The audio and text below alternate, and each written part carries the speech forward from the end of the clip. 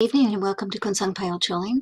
We're really happy to have you join us tonight, and we're happy also to share a teaching by Jetsunma Ahkon Lhamo. The title of tonight's teaching is Taming the Monkey in Your Mind, and as you might have guessed, it's about discursive thought. So with no further ado, we'll go after that monkey. I hope you enjoy it.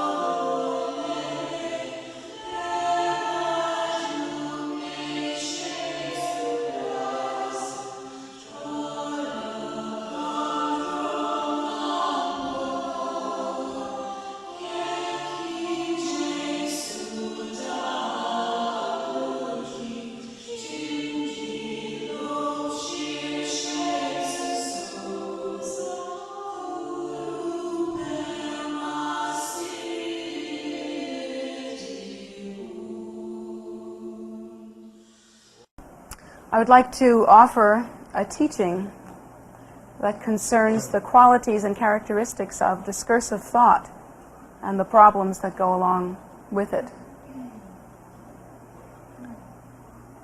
Hopefully this will be of benefit to those of us that are in retreat, as well as to those of us that are ongoing practitioners, in that the weight of discursive thought, the problems associated with discursive thought often are not understood. It is very difficult to understand what is the mechanism of discursive thought, and in fact what is the weight of it? How is it debilitating to our practice?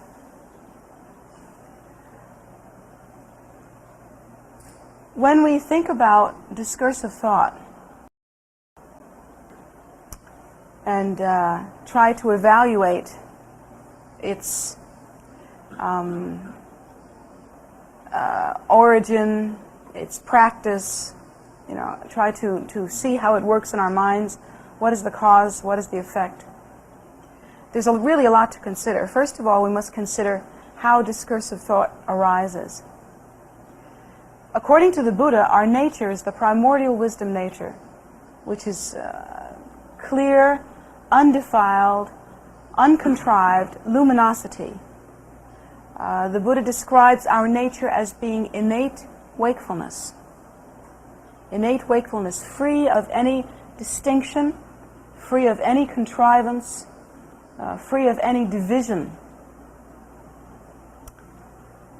That nature really cannot be understood from the point of view that we remain in right now. That is to say that we remain with our minds involved in discursive thought, and we function with the mind of duality. The mind of duality always makes the distinction between self and other. That is its characteristic nature. That is the first impulse of the mind of duality. The mind of duality arises due to the belief in self-nature as being inherently real and solid. If we were to understand our true nature, we could think of the primordial empty state, and we could think of that primordial emptiness as being inseparable from uncontrived and from non-specific luminosity. We could think of that state as being like the mixing or mingling of space and awareness, of empty space and awareness. That state potentially exhibits, how should I say,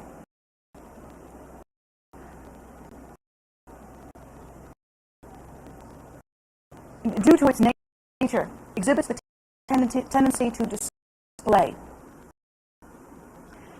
Now that's difficult to understand because the reason why that's difficult to understand is because when we think of stillness, which we would think of the primordial wisdom state as being, and then we would think of movement, we would think of display as being a kind of movement. We have no way to make the two come together. We think of stillness and movement as being separate. The only way that we have been able to discover or to think of stillness and movement as being two separate things. Likewise, when we think of emptiness and fullness, we think of emptiness and fullness as being two separate things, because we think of both of them as things. Now, according to the Buddhist teaching, and these are the very earliest of the Buddhist teachings, we are to understand that emptiness and fullness are the same.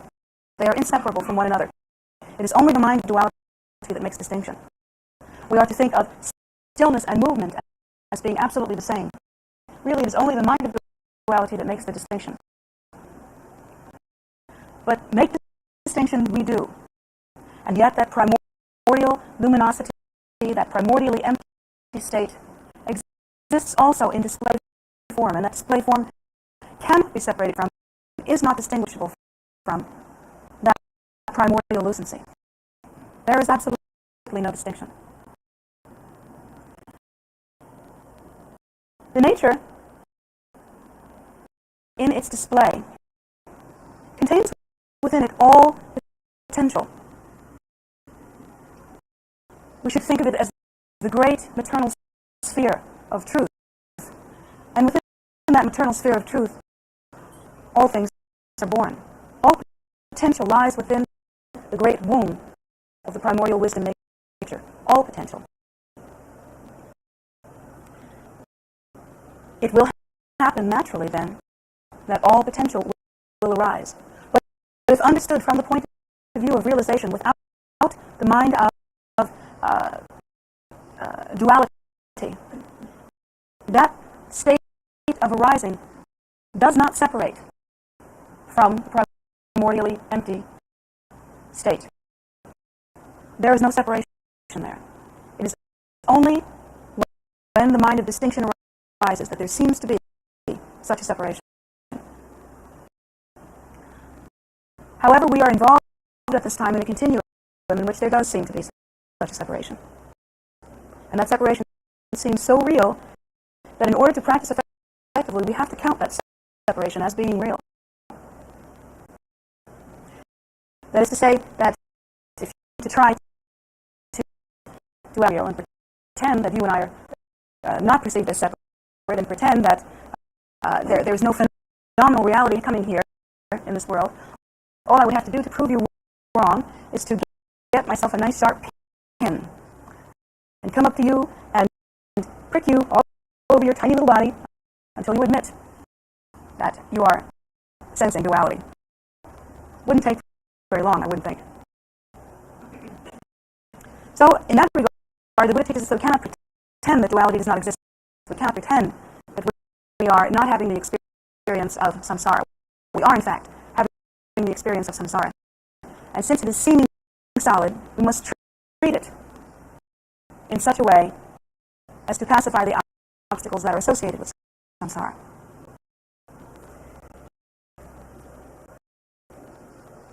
Since all potential arises, and since all potential in truth is not separable from the primordial wisdom nature, yet since it appears in a very real way to be separable from the primordial wisdom nature, it comes that the mind of duality arises, and yet we still in our nature remain that primordial wisdom state, unchanging, unborn, and yet fully completed. That it still remains our nature. That can never be changed. There is nothing within that nature that can change. That nature by its nature is changeless. It is completely stable. It cannot be terminated or compromised in any way. Yet at the same time, and really in an unrelenting fashion, because it is possible, we have developed the assumption of self-nature, and through a tremendous amount of time dedicated to habitual tendency. That is to say that the assumption of self-nature, according to the Buddha, occurred a very long time ago. So long that we cannot measure the time. It's inconceivable time. The teaching is that it is time out of mind. That is to say, inconceivable time. That assumption of self-nature occurred such a long time ago, and through repeated instances of acceptance of that assumption, a very solidly appearing continuum has developed. And that solidly appearing continuum is the experience that we now have, even at this moment. Part of that experience is discursive thought. Discursive thought arises because in the assumption of self-nature, the only way that self-nature can be assumed is if we distinguish self from other. That distinction has to continually occur in order for the continuum to perpetuate itself. And the momentum of that seems to be a strong force here. The continuum seems to occur due to our continuing it, in a sense.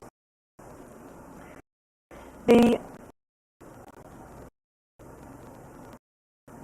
assumption of the distinction between self and other being constantly reinforced gives rise to the potential for reaction, and reaction also constantly occurs. If we realize or assume or focus on or remain fixated on self-nature, and in order to do that must distinguish self from other, then there has to be a format with which other is registered. So it is literally impossible to register other without also registering acceptance, rejection, or neutrality. But even neutrality is not non-registration. That neutrality is like a combination of both acceptance and rejection. It is not non-registration. It is not non-noticing, you see. So the reaction phenomena occurs with acceptance, rejection, or neutrality. And that has happened since time out of mind. Now, we only compulsive, really, habitual tendency of the mind instantaneously arising in duality, in maintaining the idea of self, in distinguishing between self and other, and also on top of that, in acting always in a reactive fashion. Now it isn't any longer a decision, you see, it isn't any longer a vague assumption. According to the teaching, actually, the seeing of object is never the problem, but the attraction, repulsion, neutrality, the reaction, the discursive thought that arises as an elaboration to that reaction, that is the problem. The desire that arises from that is the problem. But now our minds are involved in a deeply ingrained, habitual, compulsive tendency where it happens automatically, and it's a very, very strong process. It's like, reminds me of a doctor, hitting your knee and your leg jerks up like that. It's automatic. It's like built in to the system. Within that format arises discursive thought. And just as the assumption of self-nature is automatically the case, that one cannot have even the most gossamer thin or subtle experience without the assumption of self-nature. And in doing that, that one must automatically assume other to be separate. The whole reactive process is so automatic and so immediate that discursive thought also arises with the same immediacy. Discursive thought occurs as part of the reactive process, and it actually occurs as an elaboration, as part of an elaboration upon the whole process. You must understand the process didn't begin yesterday, The process didn't begin even at our birth. The process began in what is called time out of mind. So we have had a great deal of time in order to develop the habit of discursive thought. discursive thought goes hand in glove with our perceptual process. What is our perceptual process? We are even taught this, that what we call the five senses, the cornerstones of our perceptual process, sight, hearing, smelling, feeling, touching, these five senses occur only as extensions of our ego. Well, we don't think like that. We think if we see it, we can believe it. If we hear it, it must be so. If I hear a book drop, if I hear it drop to the floor and I see it drop to the floor, I would never think to assume anything else. I would think that's what happened. That's how the five senses work. It just is that automatic, a reflex. And yet, really, according to the teachings, everything that we see occurs as an extension of our ego. For instance, if you think about the perceptual differences that would occur due to our being one person or another, you would think about this glass of water. Now, to me, this glass of water is pretty small. It's not a big glass of water as glasses of water go. It's small compared to me. I'm much larger than the glass of water. It's pretty cool. It's pretty cool. I would say that it's cool.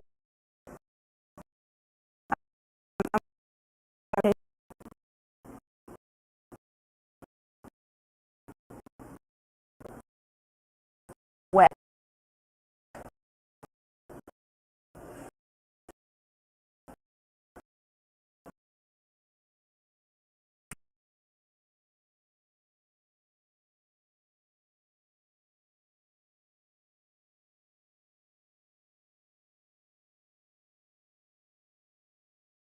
I don't think so. The ant would think that this is a gargantuan thing. Very, very big. Big enough to drown all of his friends in. Big glass of water.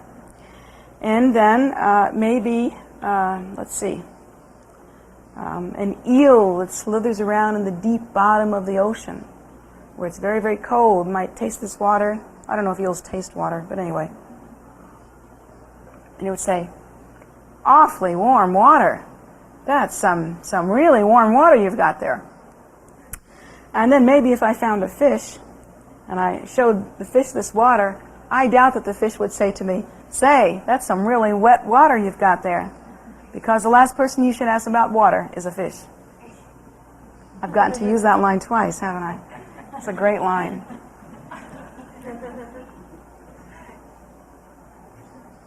I say that to my students when we're trying to talk about discursive thought. The last person you should ask about water is a fish. The idea being that we are all engaged in discursive thought in the same way that all fish are in the water and haven't any idea what it is. But to each one of us, it's an entirely different experience. Now, here's another teaching that's traditional teaching. According to the Buddhist teaching, there are many different realms of cyclic existence. See? This is the human realm, for those of you that had questions about it. This is definitely the human realm. And we have our particular sufferings. They're called old age, sickness, and death. And of course, we can name several other sufferings that we've had, like in-laws and taxes. But anyway, generally speaking, old age, sickness, and death. There are other realms. One of the realms, for instance, is God realm. And in the God realm, there are demigods and devas and different kinds of God beings. Their experience is quite different. They don't really suffer from old age, sickness, and death in the same way that we do. They suffer from their own particular suffering. And the God might actually be able to look at the same glass of water. Now, I saw it as water because I need water. I need water, and that is the karma of my mind. I need water because my body has a high percentage of water in it. So I require water. And the karma of my mind and the karma of the human realm, we all agree that this is water. But a God who has a completely different set of ripening karmic interactions, who has a completely different mind state, a completely different mind nature, a completely different experience, might look at this water and think that it is the nectar of life. That upon drinking this water, they would experience bliss, total bliss. That it is actually a long life nectar to them. You think that that's impossible? Well, you know that even in our own human experience, two different people can have just about the same experience at the same time, on the same day, under the same conditions. And for one person, the experience will be completely upsetting and debilitating. And for another person, it will simply roll off their back, just like water off a duck's back. Now, we know that that's the case, even in our limited experience. How much more so must it be the case in all of the entirety of cyclic existence? So our perceptual process, even that, is not really to be relied upon as something solid and meaningful. How much less so is discursive thought? Discursive thought arises in a reactive way. If you really examine the discursive thought that goes in the mind, it is chronically and consistently reactive. And all of that reaction depends on the information given to us by the five senses and the conclusions that are drawn from them. Have you ever really examined the discursive thought that arises in your mind for any length of time? 5 minutes. 5 minutes. Every bit of it is reactive. Every bit of it arises due to false assumption. Every bit of it ignores the primordial wisdom nature, that state of natural lucency that is the true nature. I can't remember where, because I'm really a person with no memory and not that great of a teacher, but I'll tell you that I remember somewhere hearing in Buddhist doctrine that at one point there was a prophecy, and the prophecy said something like, in the future there will be those that come and have perfect thoughts or pure thoughts. Now, according to Buddhist teaching, I can tell you this: a perfect thought or a pure thought is no discursive thought at all. A perfect thought or a pure thought is stable recognition of the primordial lucency state of lucency. That primordial wisdom state, perceived in a stable way, with the mind experiencing spaciousness and relaxation, that state that the Buddha described in himself as being awake. That is the only true thought. That is the true thought that was spoken of. But we instead are involved in discursive thought, and we are involved in it constantly. Now we've looked at some of the causes of discursive thought. What are the results of discursive thought? Well, were you listening to what I described to the children about playing superheroes and really reckoning with the thoughts that arise within their minds? According to the Buddhist teaching, every single experience that we have at this present moment, and have had up until this time, arises from cause and effect relationships that we ourselves have brought about. The Buddha teaches us that it's never necessary to go to like a psychic or a clairvoyant or somebody and say, would you give me a reading? Would you tell me if I were Nefertiti in my past life? Or I've met several Nefertitis, actually. They've all told me about this. Or Cleopatra, maybe, or let's see, who else? I don't know. Alexander the Great, or... Nobody was ordinary people. Have you ever noticed that? Ever. There were no ordinary people in the past. Everybody was somebody. But anyway, the Buddha teaches us there is no need to go to a clairvoyant or any psychic and find out who you were in the past. All you have to do to find out who you were in the past and what you did in the past is to look in the mirror now. That is probably the greatest gift that you can receive, is to really understand that teaching. To really understand that where we are right now occurs due to cause and effect relationships that we ourselves have brought about. Not only in this lifetime, but also in previous lifetimes. According to the Buddha, we've had a lot of time to do a lot of stuff.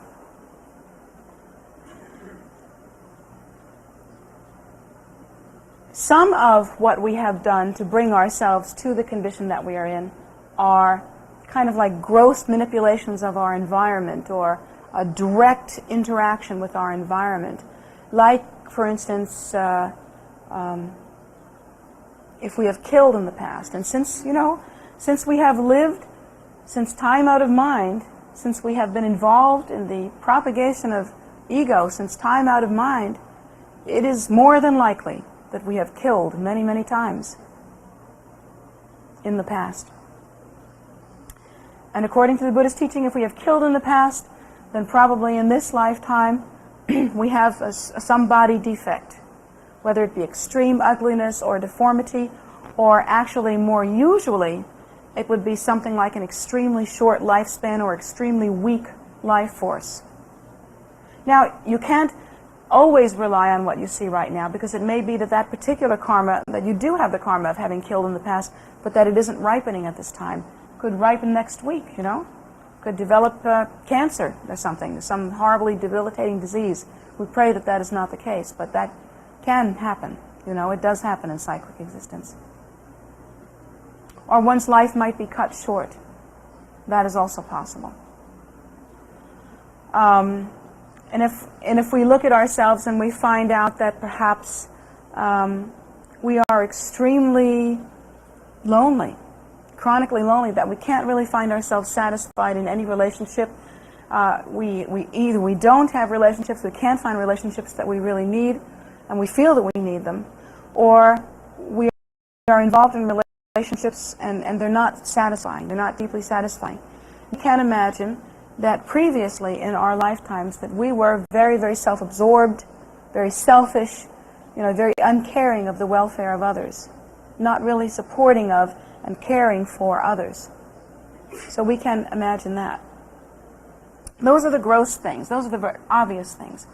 But there are also subtle inner cause and effect relationships that we develop continually. And these are really discursive thought, is what they are. It seems that we cannot make it through 1 hour of our day without going through the entire gamut of human emotion, We cannot make it through 1 hour of our day without feeling a little anger, maybe more anger than a little, some resentment, some happiness, some depression, some loneliness, some regret, some whatever it is that you're capable of feeling, whatever it is that's written in the human book. When you get your what is it you get at the beginning of your life? You get a little book that tells you what to do. What are those called? Manual, owner's manual. You get your little human owner's manual, and inside there it tells you all the things that you're supposed to feel as a human. And we're busy feeling all of them by the hour. If you really examine your thought, you'll find that each one of them is in there. There's everything from happiness to sadness, from generosity to lust.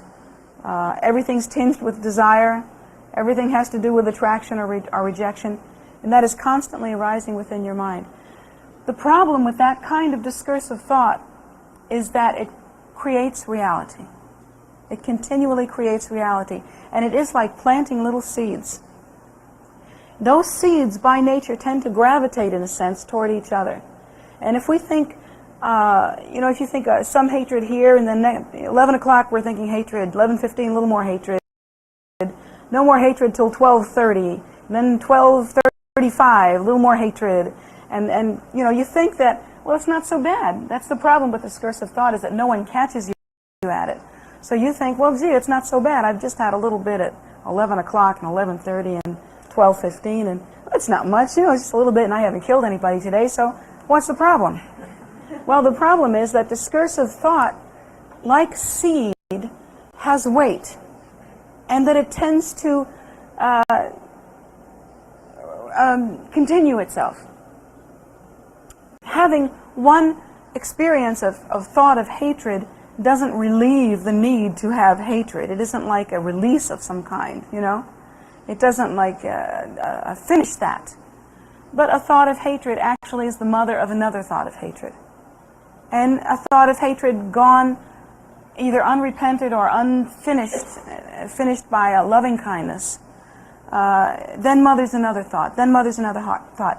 And pretty soon it seems like what they do is they all gather together in a corner and they say, yo, let's get her now. You know? And before you know it, you have a great deal of hate or anger stewing in your mind. And it might rise due to some strange catalyst in your life that you can't really get a hold of. You don't know why it affected you in that way. Hasn't that happened to you? Where something happens in your life that you think shouldn't really bother you that much. It's not that big of a deal.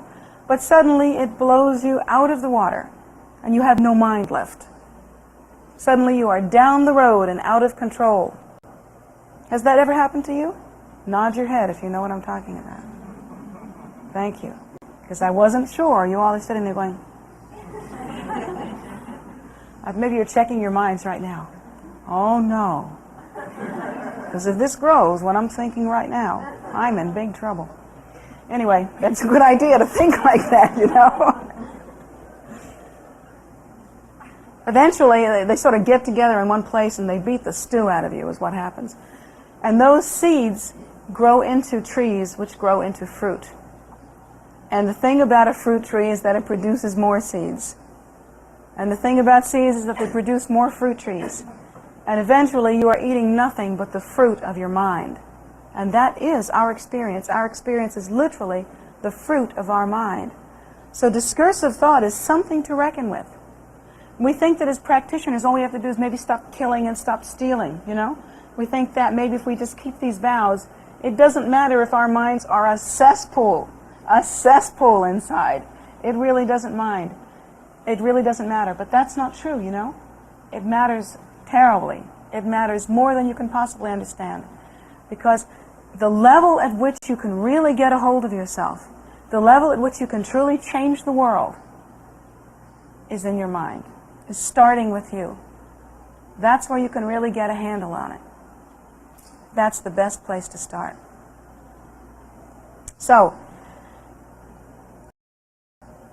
how to deal with discursive thought of that kind? One thing you don't want to do is to exaggerate or elaborate discursive thought by coming down on yourself and kind of getting on a hate trip, you know, about. That isn't to say that you should not feel remorse. There's a difference there. There's a kind of healthy, action-changing, direction-changing remorse that we can feel. You have to feel some remorse or you really can't change. But there's a difference between that and just guilt.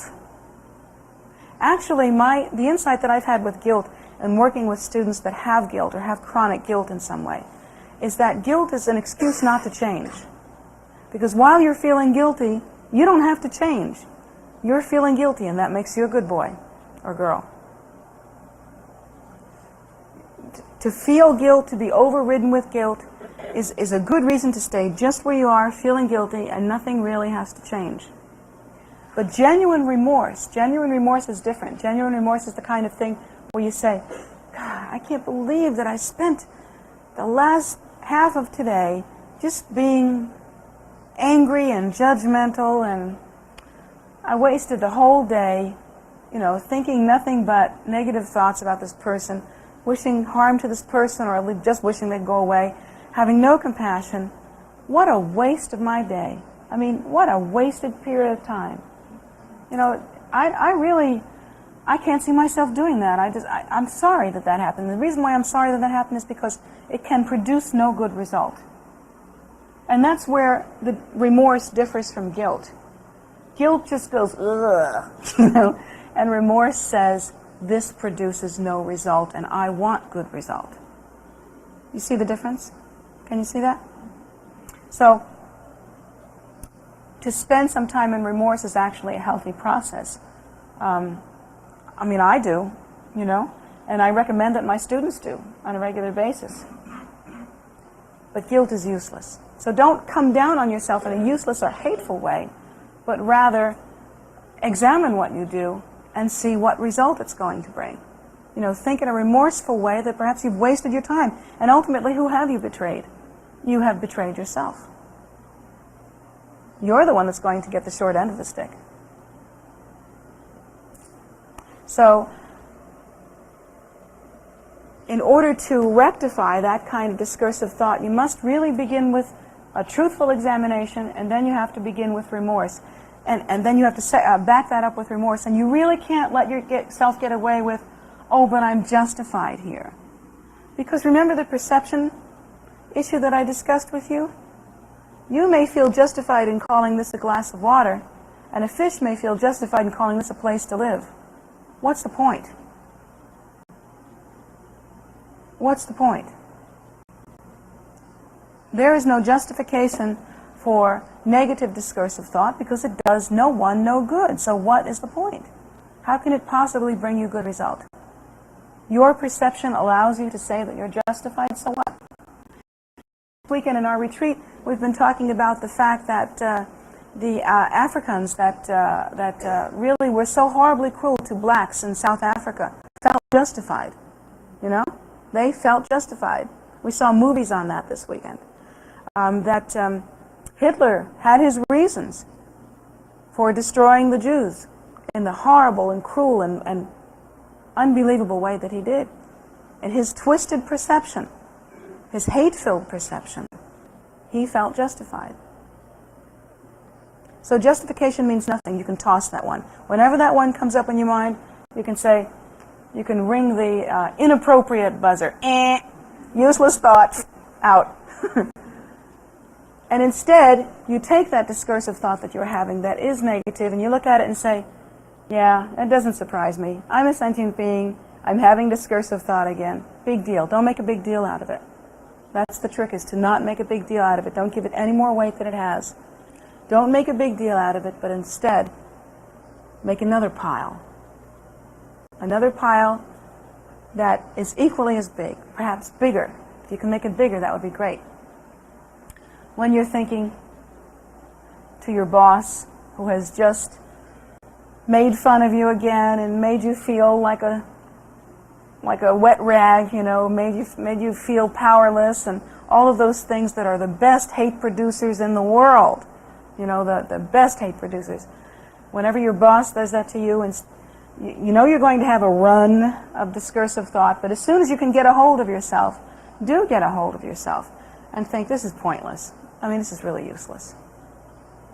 And and then the minute you start thinking you're justified, you can ring the justification button, the inappropriate button. Useless thought, out. Then what you can do is you can say, you can look at your boss. I mean, look at him. Why is he the mean son of a gun he is, or she is? Well, you know, probably the mean son of a gun is a mean son of a gun because they themselves are unhappy. They can't be living an extremely fulfilling life, or they wouldn't be acting the way they are, you know? They can't be happily involved in deep and loving relationships. They can't be definitely moving toward the door of enlightenment, or they wouldn't be acting as they are. So they must be miserable people. So you can think to yourself, I pray, you know, I wish that this person would, you know, achieve mental peace. I wish that this person would achieve love in their lives. I wish that this person, I wish from the depth of my heart, sincerely wish that this person would achieve enlightenment, you know, for the sake of all beings. And so you begin to accumulate using your discursive thought, because it will exist and it will continue, you see, using your discursive thought to make an equally strong and wonderful pile of virtuous thought, you know, virtuous activity. And then now you're thinking to yourself, but I can't do that because that's hard for me to do. Well, you can't do it for one reason and one reason only, because in the past you haven't. It's a habit, you see? It's a habit. And it's up to you to break the habit. There is no, what are you waiting for? There's no outside force. There's no force outside of you. No drug you can take, no therapy that you can do that is outside of yourself, that is going to come into you and is going to break that for you. Only you can break that. And here's how you break it, one step at a time. Just a little bit. A little bit. You develop slowly, slowly over the period of time, the habit of virtuous discursive thought, or of virtuous thinking. If you can't do it easily, if you can't just, if you just look at your boss and you think, oh, you little screwball, I'd really like to do something to you, and you just can't get yourself to stop thinking like that, you can't make it. You're thinking, I'm supposed to think kind thoughts about you. Okay. Well, I mean, if that's where you're starting, then that's where you're starting. Big deal. Don't make a big deal about it. Don't make a big deal about it, but start somewhere. Start wherever you are and think to yourself, I hope that you're happy. Of course, it's going to sound like, I hope you're happy now. But at least you started, right? As you can, even if you have to do it with your teeth gritted, even if you have to punch a wall first and then go do it. Start. You have to build a habitual tendency. If you look at your mind now, the way that you think now, if you think in neuroses, with great neuroses, if you think with a lot of depression, if you think with a lot of loneliness, if you think with a lot of anger, if you think that everybody's against you, if you think that your life has been really tough, what you have there is a habit of thinking that way. It is a habit.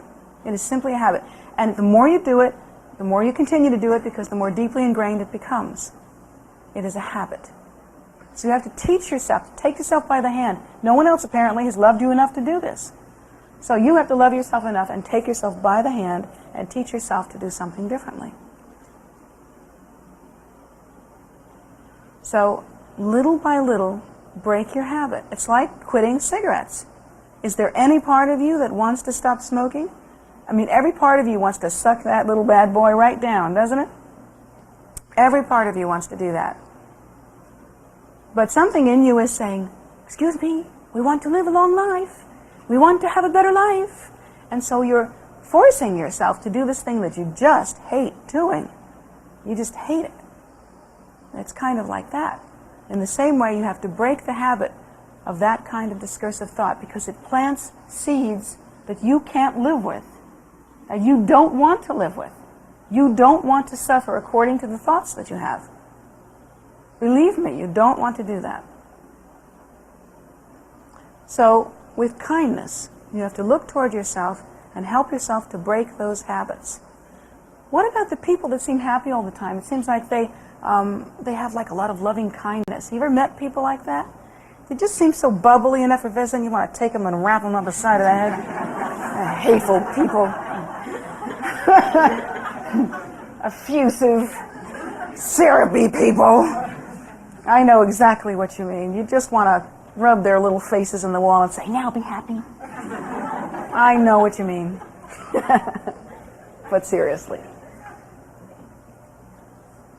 What is the difference between somebody who's genuinely happy and genuinely outgoing and somebody who's like semi-miserable like yourself, maybe?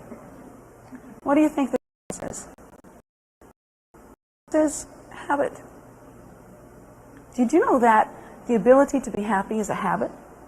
It's a habit that you learn. There are some people, you can look at them and you say they don't have the foggiest idea how to be happy. Their minds automatically turn towards something that makes them unhappy. They automatically fixate, on unhappy things. I don't mean like you have to think positive thoughts all the time. That's not what I'm talking about. That's like baby stuff. I'm talking about a habitual tendency towards a more flowing kind of openness. Instead of thinking hatred and judgment, make it the habit of thinking in a kindly way. Thinking in a kindly way, thinking in a loving way toward others. That produces happiness. That quality that you want so much, that others seem to have, the quality of just bubbling through life. That quality is just a learned quality. Perhaps they didn't learn it in this life, perhaps they learned it in a previous life, but generally those people are more loving, more outgoing, they're more concerned with the welfare of others. Generally that's the case. I actually have students who came to me with wonderful ideas, like they were going to kill themselves. They became my students when they were suicidal. I can't believe it, that's what it took, How bad am I? I wonder. But anyway, they came to me suicidal. They came to me having been depressed for years. I have one student that was chronically depressed for years, in and out of therapy for like 10 years or something like that. And finally, they just It took a long time and it took a lot of reinforcement. They broke the habit of self-absorption. Just broke the habit of self-absorption. And it takes some time, but you know, it's a final cure. It works. Once you've broken the habit of self-absorption, it's gone.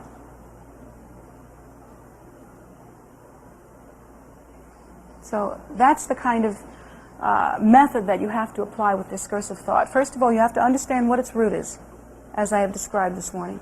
You have to understand, you know, what its condition is. How does it arise? How has it come about? What does it look like now? And furthermore, what you can do to change discursive thought in order to have a better life. Now think about all of the sentient beings who have no way to change discursive thought.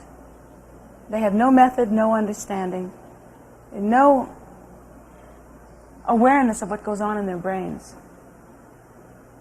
And we can think that the place to start is with thoughts of generosity for them. Think with compassion of them. Think that you wish that you could get yourself into good shape and therefore be able to benefit them. Because if you are in a place of thinking compassionate thoughts and purifying the mind of negative discursive thought, you can begin to be of some help in this world. And so please think like that. Please think of your condition, the condition of your mind, how readily, really, you can change it if you wish to do so. And also, think of the condition of sentient beings and how much worse off most of them are than you. Please think like that, and I hope that this teaching has been useful for you in some way. If you use it, it's useful. If you don't use it, you've been in pain for about an hour and a half. So please don't let mild entertainment be my business. I would be ever so disappointed.